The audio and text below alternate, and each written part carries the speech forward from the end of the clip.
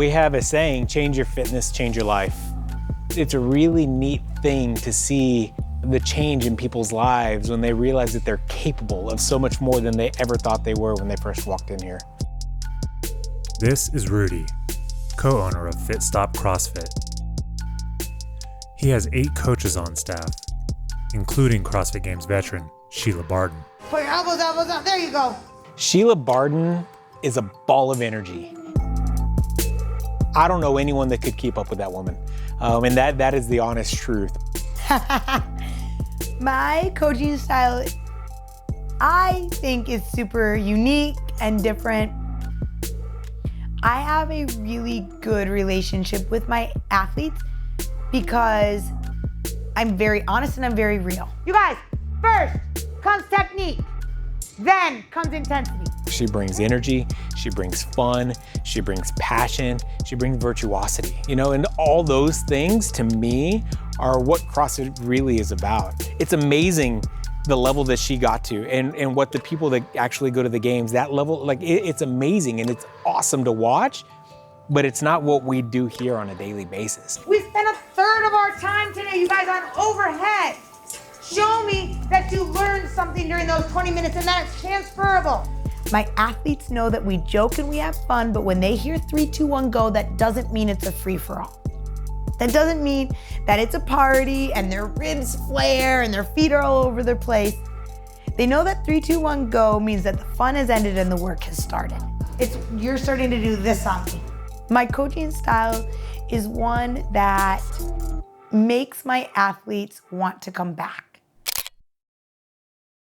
My confidence has been with me since I've been an itty bitty, and my confidence is unshakable.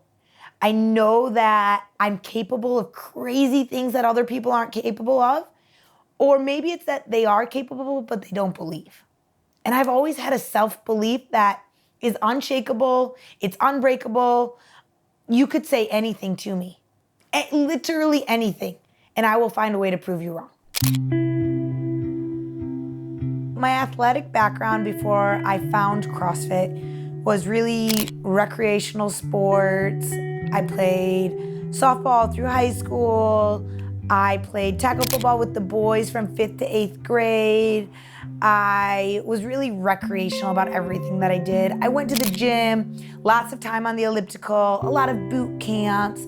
If I was on the elliptical and you were on the elliptical next to me, I knew exactly what pace you were going. I knew what level you were set at, and I was going faster than you and I was going harder than you, and you didn't even know it. You were next to me and we were competing and you didn't know it. So when I found CrossFit, my stars aligned. It was like everything in my life aligned because you were telling me that I got to exercise and I got to compete at the same time, and I was like, yo, it's on. Like, whatever happens, I'm gonna do this, and I'm gonna do it better than anybody else in the world. The first element of this workout is 7 front squats at 155 pounds. 155 pounds is the heaviest we've seen for this movement in CrossFit competition, especially heavy for smaller athletes like Annie Sakamoto. It is 40 pounds over her body weight. Sheila discovered CrossFit the way lots of people have, the CrossFit Games. I happened to land on ESPN, and it was reruns of the 2011 CrossFit Games. And I vividly remember it was the Killer Cage event. I think a lot of people would see that on TV and they would say, oh, there's no way in hell I can do that. That's crazy, right? Look at how fit those girls, look at how strong those girls are. I can't do that. And my reaction was the exact opposite. My reaction was like, I will do that better than you. So in 2011, Sheila walked into the only box in Syracuse, New York, CrossFit Dewitt. Her first workout was humbling, courtesy of owner Tex Jones. 6 minutes and 42 seconds into the workout, I completed round 3. Tex comes up to me and he says, you're done. I said, no, you're not understanding. You told me to do 5 rounds. I'm gonna do, you're done, Sheila, you're done. I was so mad. It's like, coach, why did you cut me off? He's like, you were gonna hurt yourself. I said, no, I wasn't. Oh, you let me complete 3 rounds. I'm supposed to complete 5. I didn't do the work. you were gonna hurt yourself. Roll your tire inside.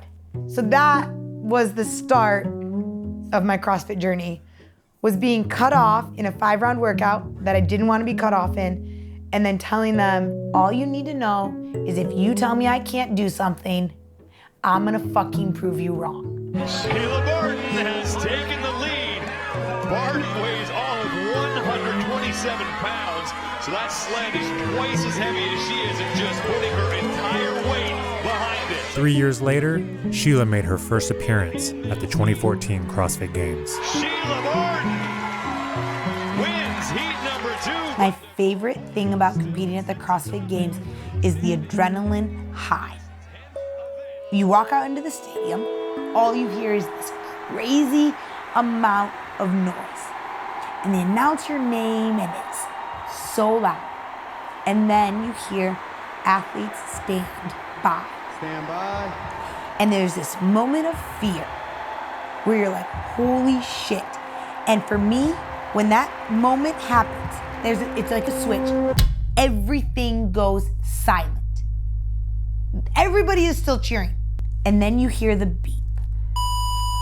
When I hear that beep, it is the most euphoric high that I've ever had in my entire life.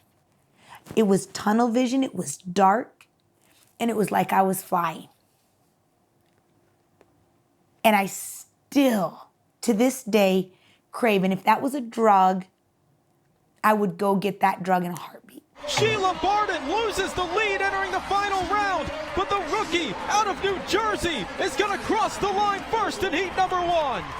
Sheila competed again as an individual in 2016 and as part of a team in 2018. It's easy to look at Games athletes and think that they're naturally gifted, but that's not always the case. Some athletes are naturally good, and I'm not naturally good. So when people tell me, oh no, Sheila, you don't understand. You don't understand. You've always been good at CrossFit. The fuck I've been good at CrossFit. I have put in thousands of hours to have a sub 2-minute Fran time. I've put in thousands of hours to be able to hold a handstand for over a minute. I was always training 6 or more hours a day. I was always putting in extra work. I had a swim coach, I had a gymnastics coach, I had a weightlifting coach. I had specialty coaches because I was never naturally good at CrossFit. So the amount of work that it takes to get to the CrossFit Games is more than you are currently working if you're not at the Games right now. It's more than you think it is. It's more than you want to admit that it is. The difference between getting to the CrossFit Games and not getting to the CrossFit Games is how bad you want it. And I wanted it really effing bad. I wanted it more than I wanted to sleep, more than I wanted to eat, more than I wanted to travel, more than I wanted friends. I wanted to win the CrossFit Games. And then life. And 3 major surgeries, and reality hits hard. After recovering from a full rotator cuff surgery in 2017, Sheila went into the 2018 Games nursing a back injury. So I make it through the 2018 CrossFit Games, and I wake up on the Monday after the Games. Somehow I managed to get through the 18 Games, and I was unable to walk. I couldn't get myself up and out of bed that morning. And that's a scary feeling. The adrenaline had stopped, and as soon as the adrenaline dump stopped, that was the day that I knew it was never going to be the same. That was also the day that my foot went completely numb.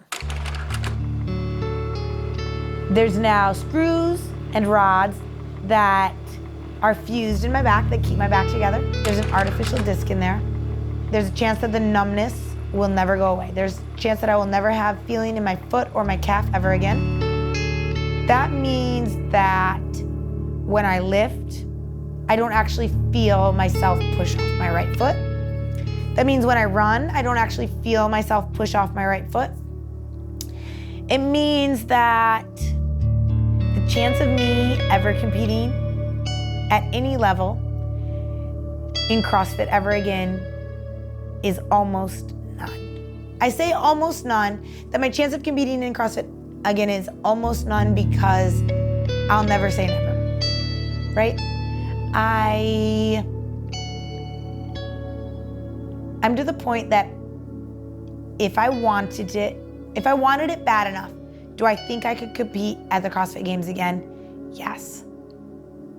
But I don't think it's something that I want anymore. I wanted it for a long time. I sacrificed for a long time. And I don't think that I want to compete at the CrossFit Games anymore. I think what I want, that's a lie. I don't know what I want. I don't know if I want to be a coach for the rest of my life. Every time that I walk into a CrossFit gym, I'm reminded that I'm not as good as I used to be. If you want to be able to do those kind of things, we need to make sure that your shoulders are strong enough to do that, safe enough to do that, so that y'all don't have to have shoulder surgery like me. But it's also a constant reminder that it's okay to not be where I used to be. It's okay because every single person that walks into my gym is fighting a battle that no one else knows nothing about. I'm fighting daily battles that people know nothing about. People don't know that right after surgery, I woke up every morning and I would tell myself I'm gonna compete at the 2019 Games. Every morning, for months after my first surgery. And I don't know if that's because I wanted it or because everyone on social media wanted that for me. There's so many emotions that come with ending a chapter in your life. And I think that my identity was so caught up in this idea of wanting to win that it feels like failure. No matter how many times someone tells me, Sheila, you're awesome, you did so good, I'm proud of you, you're amazing, it doesn't matter. Because I didn't get to choose when I was done. The emotions that are tied up with that, it feels like failure because there are lots of people in my life who still want me to compete. They still want that for me. And I think what they don't realize is I don't know if I want it anymore. This feeling of failure, even 2 years after my first back surgery, still haunts me, right? And I don't know if that will ever leave. Will the feeling of failure ever go away? I don't know. Like maybe not. But every time I walk into a gym, I'm reminded I failed. I failed because I didn't win. And that's hard to live with.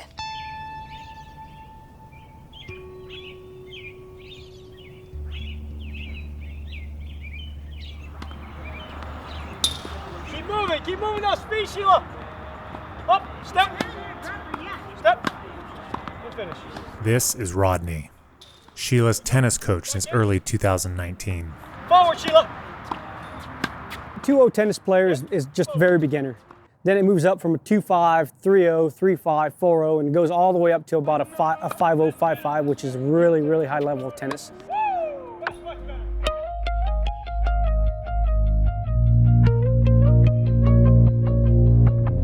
She kind of figured out the hard way that it wasn't going to be as easy as she kind of thought it was at first.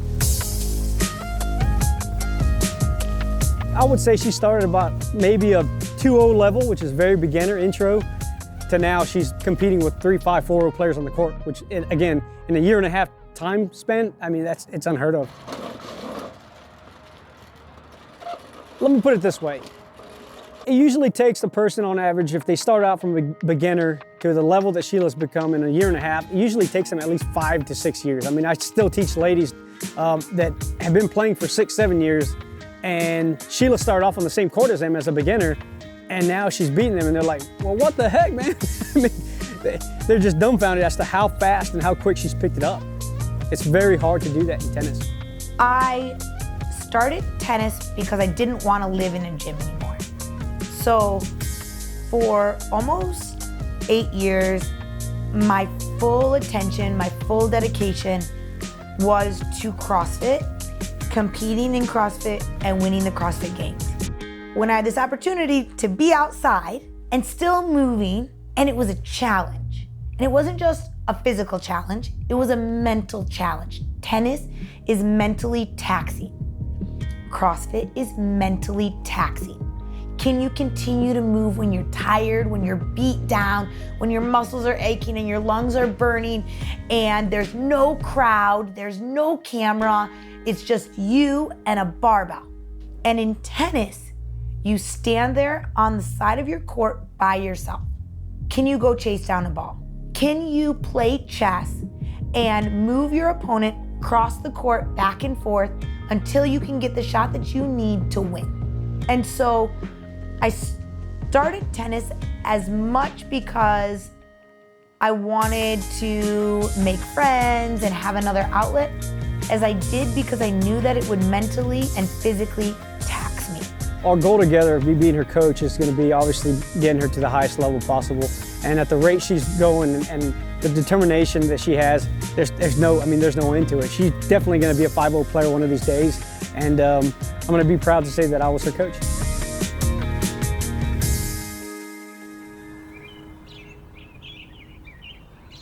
Remind yourself how blessed you are just to get to be here today. How lucky you are that you even woke up this morning.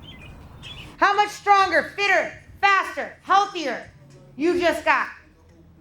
How much stronger you are, not just physically, but mentally and emotionally, just by showing up, guys.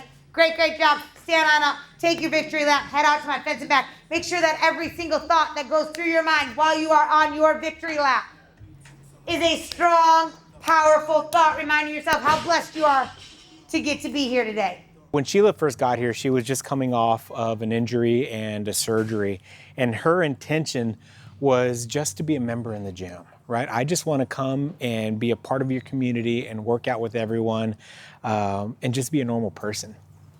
It became very evident very quickly that she had a lot to offer, right? And so it started off with, hey, do you want to coach 1 class a week, 2 classes a week, 3 classes a week? Hey, you really should be our head coach. You get someone like that in the gym and you think that they're gonna only be about that high level, really high level professional athlete type of thing. No, that's not her passion. Her passion is the regular person. And to see that in action, I just knew that she had to be in the role of a head coach. One of those regular people is Ashley. Ashley walked in and she had this aura about her where you could tell she wasn't confident, but she also wasn't nervous. Ashley walked in overweight, lots of knee issues. Some athletes I know, when they come in, I have my first session with them and I know that they're not going to last. And Ashley was not that person. She's been with us a little over a year. She's lost a little over 50 pounds. I have absolutely no doubt that Ashley will reach her goals because she is so patient. When so many people, society in general, we're just not. We want it now, today. Give me the surgery, give me the pill, give me the quickest way to get there. That's not Ashley. If you show up for me day in and day out, I will show up for you day in and day out, and every single one of my athletes knows that. And Ashley is that athlete who shows up day in and day out. Ashley is really special because Ashley puts the work in. And a lot of people, they don't want to put the work in. They want the results, but they don't want to show up every day. You can't show up inconsistently and get the results that Ashley has gotten. Ashley, You're leaning forward. It's not a lean forward. It's straight up and down. Send your butt slightly back and your knee slightly forward. Jump. The impact that Sheila's made on Ashley is, Ashley knows that Sheila loves her. She knows that she cares about her. She knows that Sheila's going to take care of her, right? And so when you can have that type of relationship with a coach or with a mentor, the sky's the limit. I absolutely feel very blessed, very fortunate to have met somebody like Sheila. She knows how to break down her athletes in a way that's not like breaking down your character or like demeaning. So, but she breaks you down in all the right ways to build you up even stronger than you were before. She's definitely been life-changing to me for sure. On an athletic basis and on a personal basis, I mean, regardless of where I'm at in life, she will always be one of my favorite people. I am not the coach that will ever take credit for my athlete's work. Ashley did that. Ashley lost the weight. Ashley strengthened her knee. Did I help her? Did I use my knowledge to help teach her how to do that? Yes. But did I do any of that work? No.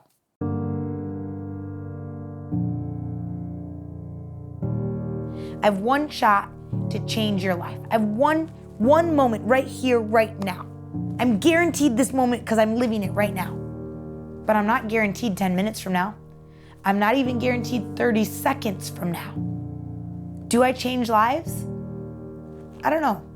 But can I help people change their own lives? Yeah, I think that's more realistic than actually changing lives. I wish that I had a crystal ball or a fortune teller or a palm reader who said, Sheila, this is what's next. Because I have no idea. I like living with no expectations right now because for so long, I put that expectation of competing and winning the games that I have this expectation to just live, to say yes more. I said no for so long. I said no to birthday parties and to traveling, and I said no to going out to eat, and I said no to friends, and I said no to family, and I said no to everything except training and winning. But now it's really fun to say yes. And so I guess my future is to say yes more and to say no less. I will rise up, I will rise up.